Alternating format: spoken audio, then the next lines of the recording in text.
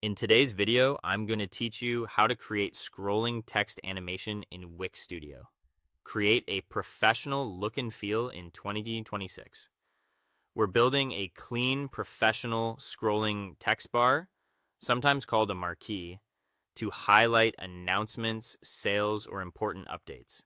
It's quick to set up using Wix Studio's embed HTML element and a tiny bit of HTML and CSS, and you'll be able to control the font, color, size, and scroll direction to match your brand. Start by opening your site in the Wix editor. From there, add a new area for the marquee so it stays neatly separated from your other content. Click Add Section and choose a blank section. Shrink its height until it looks like a slim announcement bar.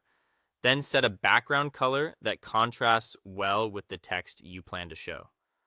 High contrast keeps the message readable and accessible. Next, we'll place the scrolling text. Open the left-hand menu, select Add Elements, then go to Embed Code and choose Embed HTML. A box appears on your page. Open its settings and make sure the HTML option is selected, not URL. In the code area, paste the basic marquee snippet you're using for this project. This snippet uses the classic marquee tag to power the horizontal scroll, along with simple inline styles to control the look and feel. Now customize it to fit your brand. Replace the placeholder message between the marquee tags with your own text. To style it, adjust the color value using a hex code like numero 1000 for black or hash FF5733 for a bold orange.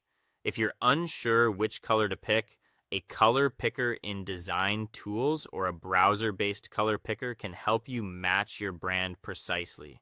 Change the font size value to make the text larger or smaller, and set a font family that's web safe, such as Garamond, Arial, or Courier, so it renders consistently across devices. If you want the text to move the other way, switch the direction value from left to right.